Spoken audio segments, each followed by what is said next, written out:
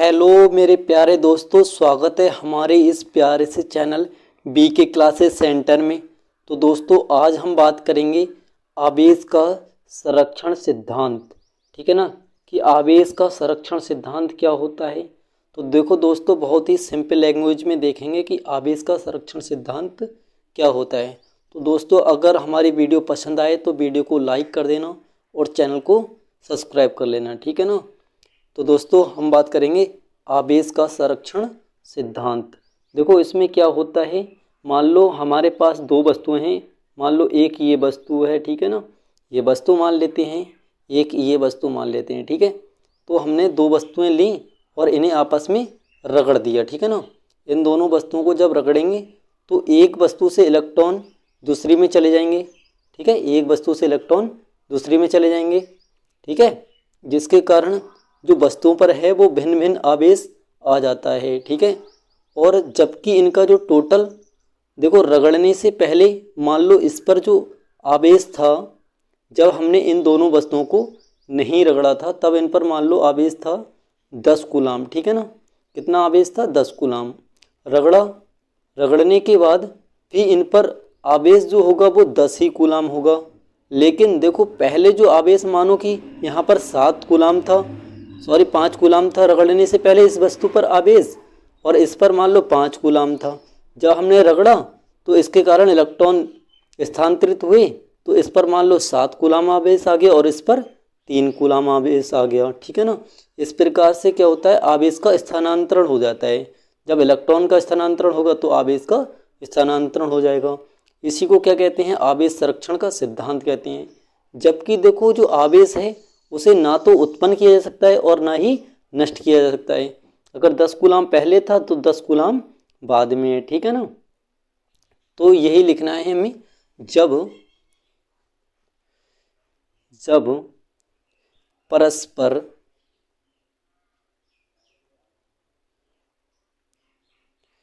दो वस्तुओं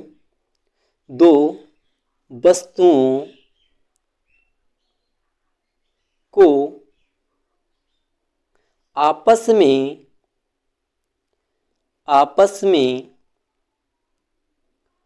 रगड़ते हैं तो घर्षण के कारण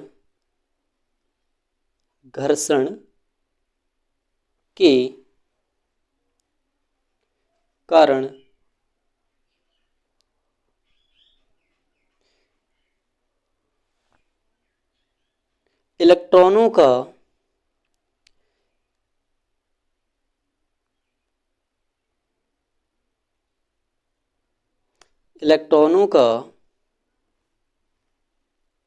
स्थानांतरण होता है। ठीक है, इलेक्ट्रॉनों का तो स्थानांतरण हो जाता है दोस्तों, स्थानांतरण होता है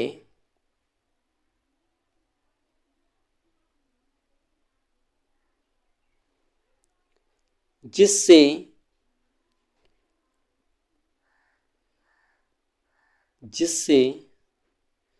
वस्तुओं पर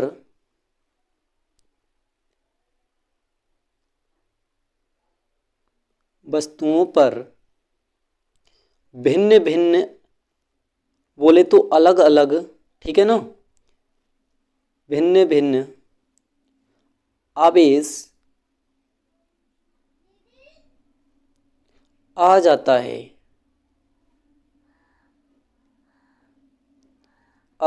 ठीक है ना, यही तो दोस्तों हमने किया था, दो वस्तुएं ली।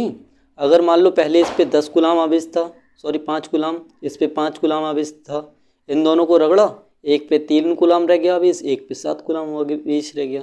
जबकि इनका देखो पहले भी टोटल अगर हमने किया तो 10 कूलाम था और बाद में टोटल किया फिर भी 10 कूलाम आवेश आया। ठीक है ना, तो आवेश क्या हो जाता है, भिन्न भिन्न हो जाता है, अलग अलग हो गया ना रगड़ने के कारण। ठीक है, जबकि यह आवेश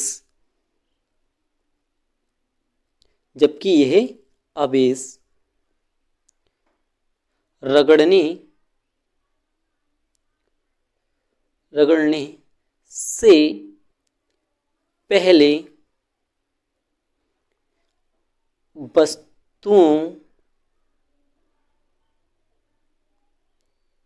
वस्तुओं के आवेश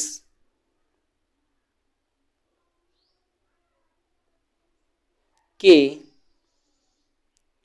बराबर होता है, बराबर होता है। ठीक है, बराबर होता है।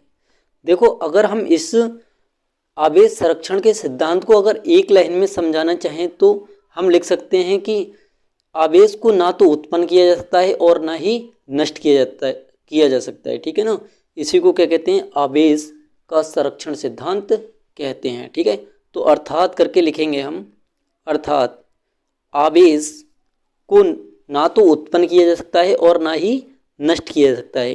यही लिखेंगे, आवेश को ना तो उत्पन्न किया जा सकता है, ना तो उत्पन्न किया जा सकता है और न ही नष्ट किया जा सकता है, नष्ट किया जा सकता है। ठीक है,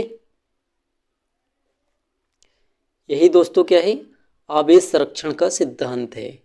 यही आवेश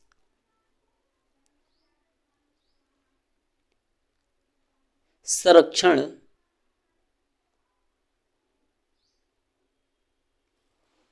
का सिद्धांत है। ठीक है, यही आवेश संरक्षण का सिद्धांत है। ठीक है, अब हम बात करेंगे एकल बिंदु आवेश के कारण वैद्युत क्षेत्र की तीव्रता। ठीक है ना, बात करेंगे बिंदु आवेश के कारण वैद्युत क्षेत्र की तीव्रता, कि बिंदु आवेश के कारण वैद्युत क्षेत्र की तीव्रता दोस्तों क्या होती है। ठीक है ना, तो सबसे पहले हम कोई बिंदु मान लेते हैं। ये मान लो अपना कोई बिंदु है O। क्या बिंदु है दोस्तों, O। यहाँ पर हम मान लेते हैं कोई +Q आवेश है। ठीक है, तो इस बिंदु आवेश के कारण हमें वैद्युत क्षेत्र की तीव्रता ज्ञात करनी है। मान लो इस बिंदु से O से R दूरी पर कोई बिंदु मान लो अपना है दोस्तों P, जहाँ पर हमें वैद्युत क्षेत्र की तीव्रता की गणना करनी है। यानी कि दोस्तों हमें क्या निकालना है, E का मान निकालना है। ठीक है दोस्तों, क्या निकालना है दोस्तों, E निकालना है। ठीक है, तो इतना लिखेंगे सबसे पहले कि हमारा जो कोई बिंदु है O है, जिस पर +Q आवेश है, जिससे R दूरी पर एक बिंदु P है, जहाँ E की गणना करनी है। डैट मीन्स वैद्युत क्षेत्र की तीव्रता की गणना करनी है। ठीक है ना, पहले इतना लिख लेते हैं, उसके बाद अगले चलते हैं। ठीक है दोस्तों, तो लिखेंगे, माना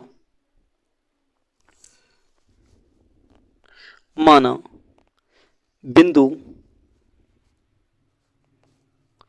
O पर एक +Q आवेश स्थित है। ठीक है, स्थित है। भाई अपना बिंदु है O, जहाँ पर क्या है, +Q आवेश स्थित है। ठीक है, अब लिखेंगे +Q से, इस Q से R दूरी पर एक बिंदु P है। ठीक है ना, लिखेंगे +Q से R दूरी पर एक बिंदु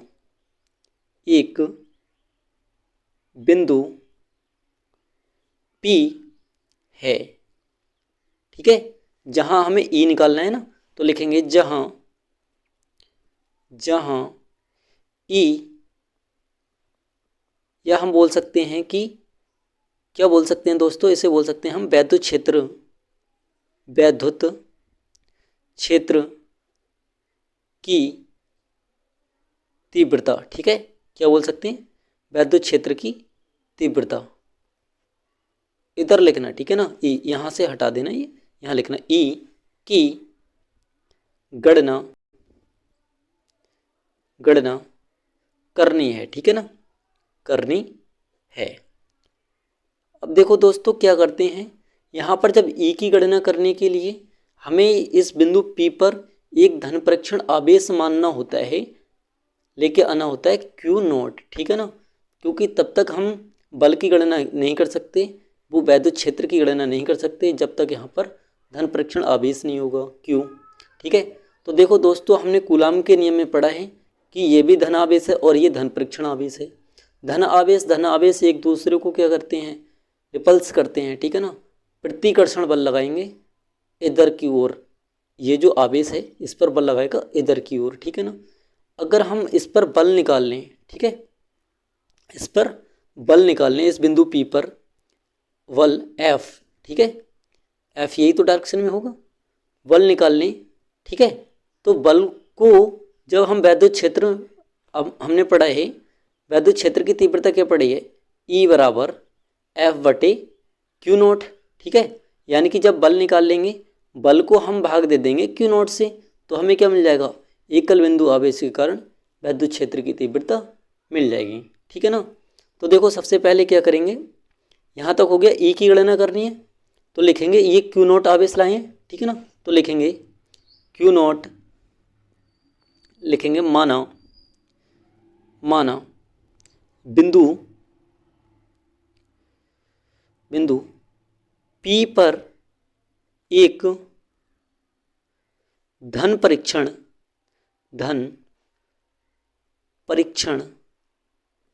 आवेश